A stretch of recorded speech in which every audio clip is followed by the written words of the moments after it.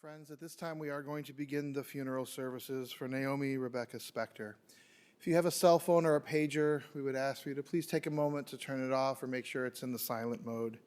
And officiating today's services will be Rabbi Ari Hart.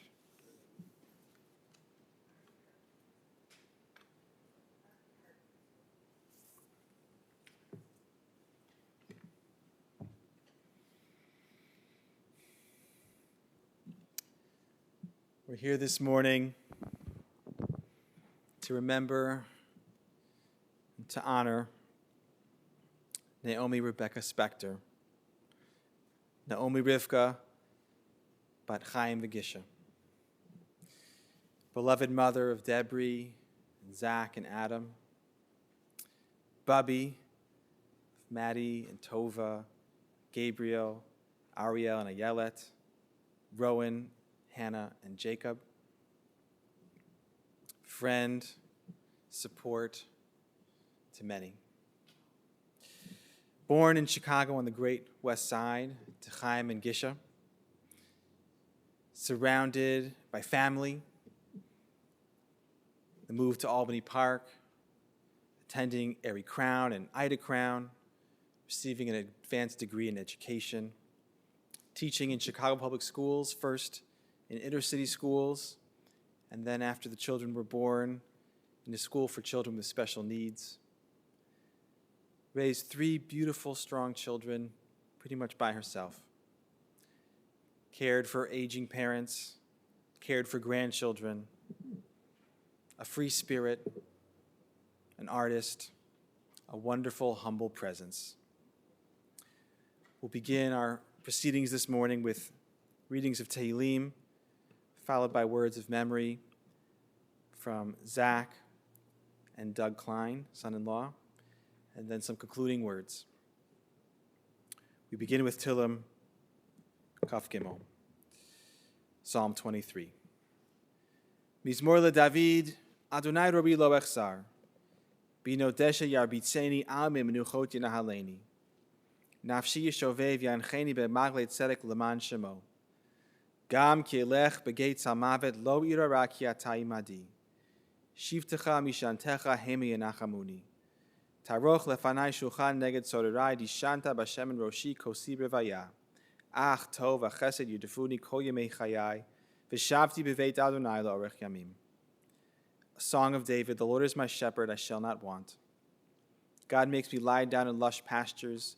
God leads me beside tranquil waters. God restores my soul and guides me in righteous paths for God's name's sake. Though I walk through the valley of the shadow of death, I will fear no evil, for you are with me. Your scepter and staff, they comfort me. You prepare a table before me in full view of my adversaries. You have anointed my head with oil, my cup overflows.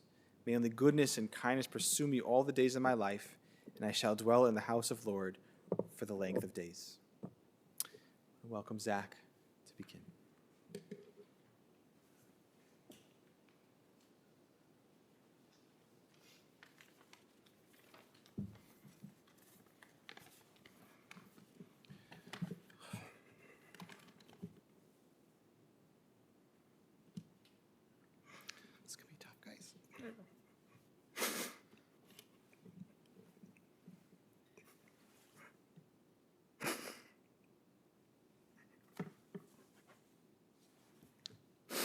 Thank you, everyone, for being here. Excuse me. It means a lot to us, and I hope somehow Mom knows that you all came and that people came out for her, because she never wanted anyone to make a fuss about her. I think maybe she didn't think she was worth it, but of course she was to everybody else. And I remember one time people know me, know I love the show Fiddler on the Roof, and I bought tickets for a big tour that was coming by, and I asked her to join me. And the first thing she said was, "Oh, not for me. Give the ticket to a friend of yours." I was single at the time, so maybe find a girl you can go with. And I said, no, Ma, you should come with me. And she said, oh, okay, I'll tell you what. I'll agree to it, but if you find somebody else, you can give them the ticket. But I know that later she was very excited about going, and she was a great partner to go with the show with. And my mom always really was happiest with the simplest things, like going to a show like that. She used to love to go for drives with us on Saturday nights, and we'd wait for our favorite songs to come on the radio. And most notably, finding the perfect tuna sandwich. She knew where all the good tuna sandwiches were. We used to call her the tuna sommelier because she could tell you where the best ones were. So Deb and Adam, here we are. Many of our friends have been here before us, but it's our turn, and we're thinking about our mom and who she was and how we would describe her. And the first thing I would say, and I think everyone would agree with, is that she was through and through a mom. That was the number one thing about her. And it had nothing to do with the fact that she had kids. That is who she was. I remember one time I was in her house and I saw some old purses sitting on the table. And I said to Mom, "What are these doing here?" And she said, "Well, I'm going to somebody's house and they have kids, and I think maybe the two little girls would like to play dress up. So I dug out some of these old purses I wasn't using." And we all know that kids love toys, but my mom had an instinct that she saw things that other people didn't. She saw an old purse and she said, "That's going to bring a smile to a young girl's face," because she was a mom. She was also Jewish. She was undeniably and unquestioningly Jewish. That comes with a lot of doubt, of course, as we all know, but that never wavered for her.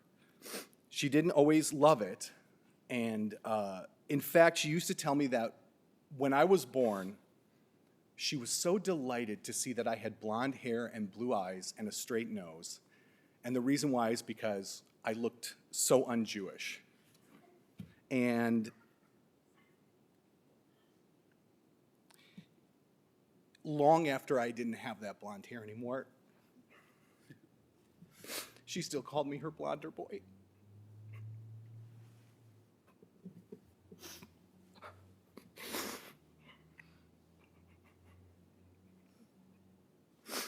She was also a dedicated daughter besides being a mom.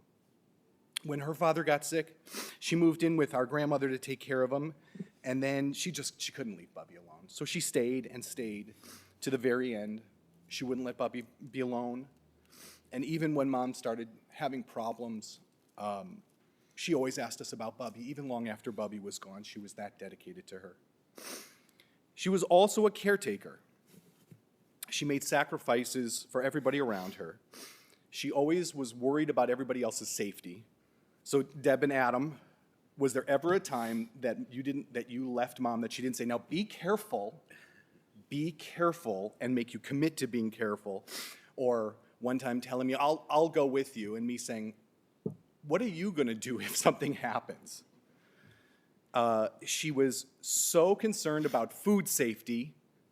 This is our catchphrase. We knew that Mom had to buy 2 of everything, 1 to throw away. Mom was all those things, and I know you all saw that, and I know you loved her too. But there was also a secret side of Mom that perhaps only Deborah and Adam and I saw. And she had a very stinging sense of humor, and I will not tell you those stories, at least not now. You can ask me later.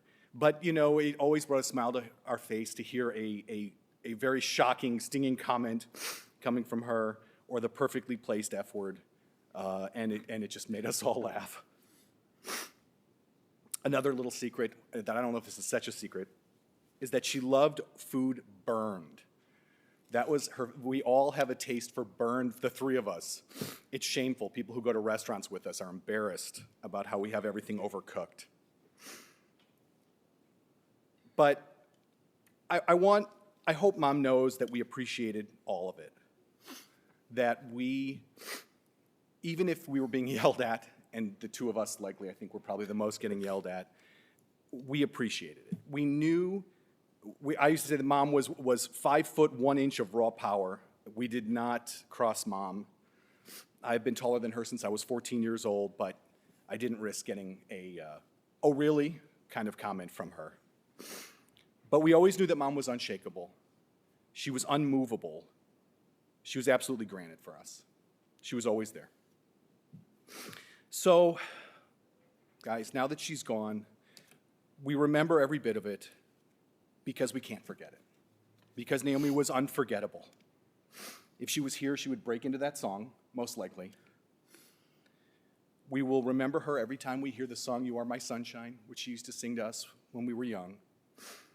We'll remember her when we're walking around in the city and we find a beautiful building that just kind of stand out to us, and because she loved architecture. And we will also remember her every time we find the perfect tuna sandwich.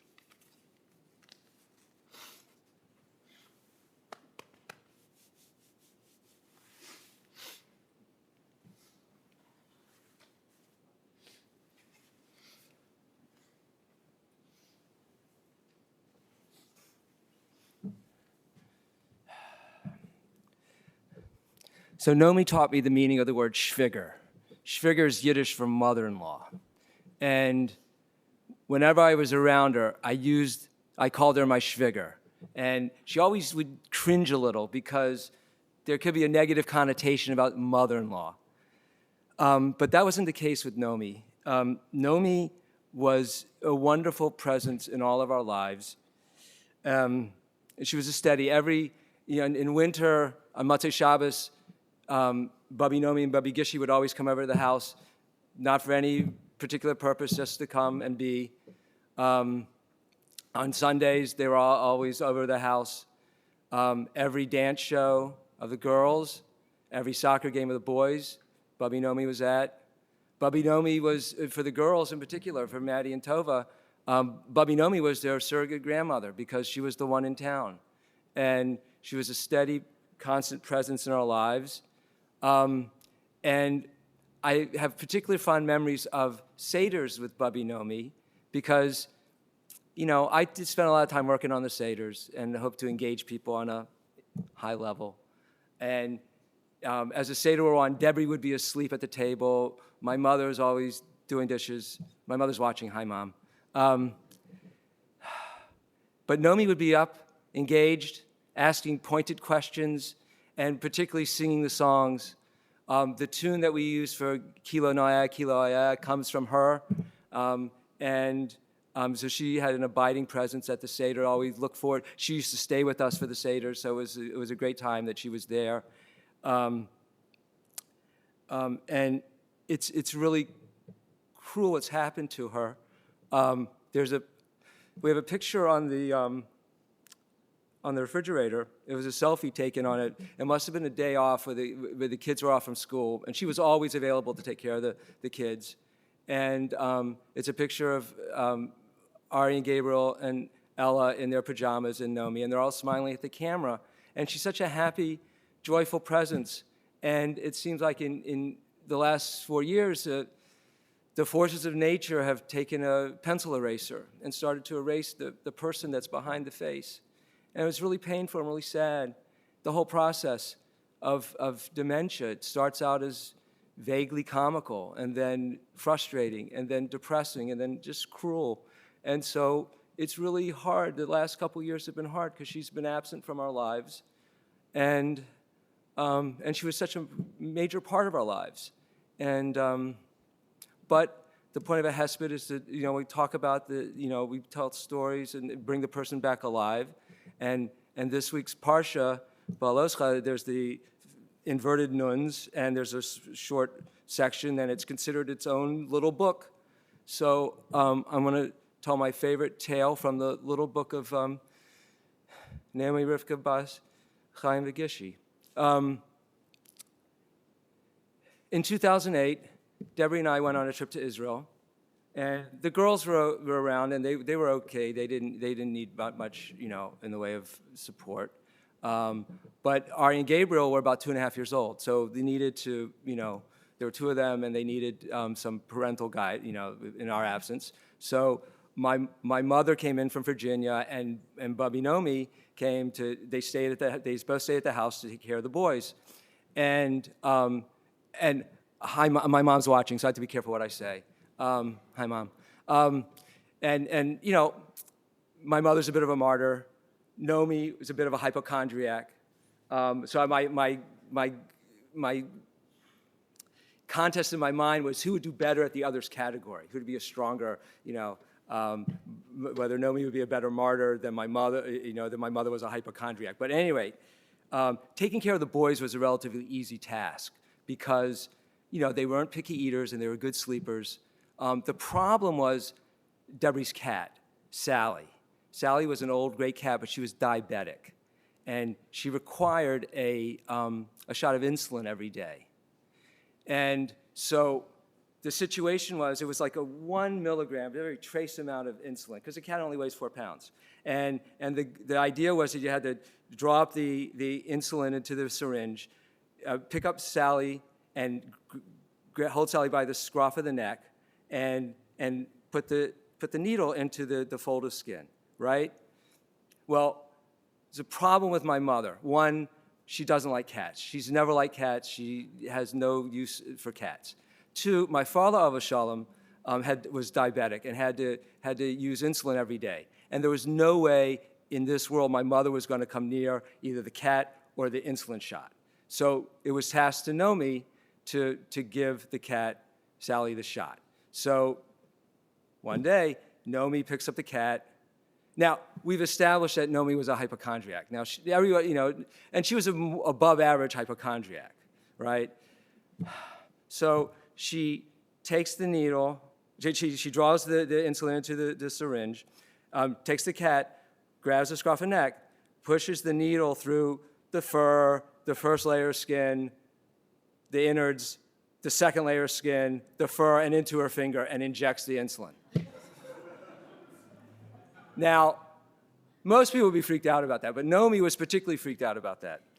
And so she went into a panic, and she called her doctor, and she explained this whole sad, unfortunate course of events, how not only 1 layer of fur, but 2 layers of fur, 2 layers of skin, the innards, and the insulin is all on that needle she stuck into her finger. She calls the doctor and explains this whole tale to him.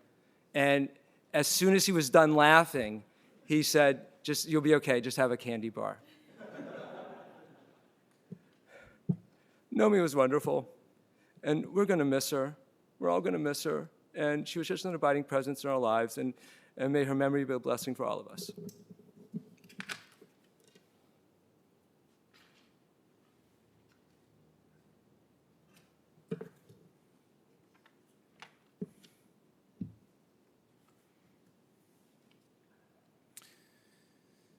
This week's Parsha deals with light. When you light the lights in the Mishkan, in the tabernacle, the lights ultimately in the Beit HaMikdash. And there's a famous question in the Gemara, who were the lights for? Who were the lights for? Gemara quotes the pasuk, earlier last time we had the lights, Vayikchu elecha, take for yourself oil. What does this mean? Elecha v'lo li. Take for yourself oil, take for yourself light, it's not for me. It's not for God, it's for the people. Light for others. Then the Gemara goes on to wonder, well, what was the purpose of this light? If it wasn't for God, if it was just kind of for the people that were around, what function, what symbolism did this light have? So the Gemara goes on to say, Eduti, the light was a testimony. L'chol ba'ei olam she'ashchina shora b'Yisrael. The light was a testimony that the Shechina, the divine, feminine, motherly presence, rests with the Jewish people. And what provides that testimony? Amar Rabbah says, Ner Ma'aravi. There was a westernmost lamp, this Ner Ma'aravi, Shenotin ba shemen keneged chavroteya, umemena haya madlik. There was a one light in the Mikdash, the Ner Ma'aravi, that lit all the other lights. It was a special light. It's actually a machloket what this light was. Was it the westernmost candle on the menorah, or was it maybe the eternal light, or maybe even a third light that lit all the other lights? It was a light that burned. The Medrash says that light, the Ner HaMa'aravi, this little light, burned all night long. All the other lights in the menorah went out, but the Ner Ma'aravi kept burning. It wasn't the huge light, it wasn't the menorah that burned beautifully, this huge light for the whole of the world to see, this blaze of glory. It was the small Ner Ma'aravi, that small western light that burned steadfastly, humbly, and purely.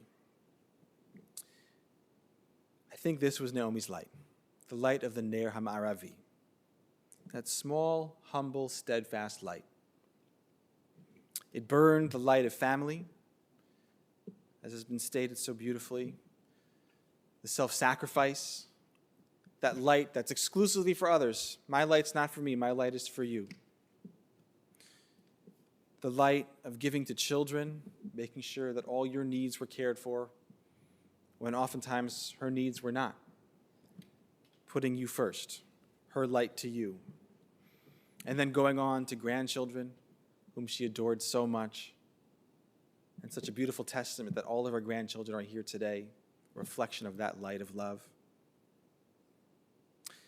The light of caring for her parents, or her father, that light of self-sacrifice, of giving, of putting others first. She had the light of beauty. Maseya Deha, her handiwork, gave tremendous light into this world. I got a small taste of it last night, seeing her pottery, dolls, sketches, things that looked very professional, very, very beautiful handiwork that gave light into the world. The handmade cards year after year that she devoted time and energy into, that light of her creativity, her brilliance, shining for you. And the light of love, the most profound light of all. Last night we were going through some of her things, and we found a yearbook, and I found a poem that she had written. I don't think you guys knew about the poem. It was in the back, and it was a pretty good poem for a high school senior about love. I was very taken by it, especially the last line. I'll read it. This is what she wrote at 17 years old. Love is a timeless thing, born millions upon millions of years ago. What is love? Surely not something to touch, nor something to see, nor something to hear. No, love is something you feel. Love is a budded rose that opens its petals and stretches toward the sun. Love is a dawn and love is a sunset, bathing the world in smoldering fire. Love is the newborn child, or a mother's adoring look at that new child. Love is a clear starry sky and raging sea that rises and heaves and crashes, spending all its wrath. It's pretty good. Naomi was a quiet and unfailing light of love. She gave and gave and gave, but she was not spent. Her light is not spent. Maybe her wrath was spent in that last line of the poem, but her love is not spent. The Sfas Emes comments on this week's Parsha. He says that Ner Ma'aravi, that westernmost little light, he says, Ki Ner Ma'aravi dolek gam ata. It's actually still burning right now. That little light that was in the Mishkan and then the Beit HaMikdash, it's still lit. He says, Mishkan nignaz, that at some point the Mishkan was buried, was hidden away before they built the Beit HaMikdash. Umistama hayadolek, and that light was lit because it was always lit. Az ki ner ma'arvi le'olam dolekek, rak b'makom haganuz. So that western light, the ner ma'aravi, is always burning, just in a hidden place. Now that Naomi's physically left us, the light is a little more hidden. It's in that makom haganuz. But it still shines. It's still lit, as the Sfas Emes says. It's still shining very powerfully in the hearts of everyone who benefited from it. And so long as you remember it and cherish it and live by that light, her Ner Ma'aravi, her humble light, will continue to shine. May her memory be for a blessing. At this point, we're going to invite the pallbearers to escort Naomi into the chapel, and Kohanim are welcome to step out via the side, and Michael Stern will recite the Kamale Rachamim, the final concluding prayer. So please rise and just give us a moment for the Kohanim to step out.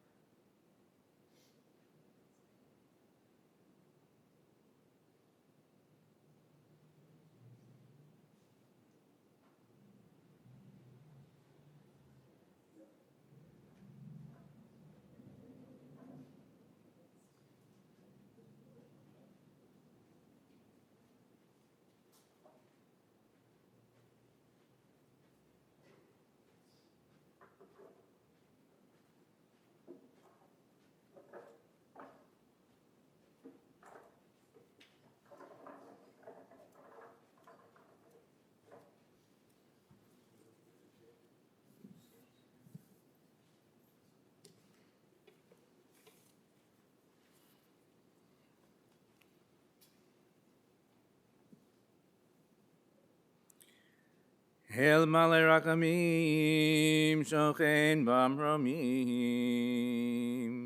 Ametzei Menucha Nechona, Al Kanfei Hashchina, B'Ma'alot Kedoshim, Itahorim, Kezoar Harakia Mazhirim, Et Nishmat Naomi Rivka Bat Chayim, שהלכה לעולמה, בעבור שאנחנו מתפללים בעד הזכרת נשמתה, בגן עדן תהא מנוחתה, לכן בעל רחמים, יסתיריה בסתר כנפיו לעולמים. בצרור החיים את נשמתה, אדוני הוא נחלתה, ותנוח בשלום על משכבה, ונאמר אמן.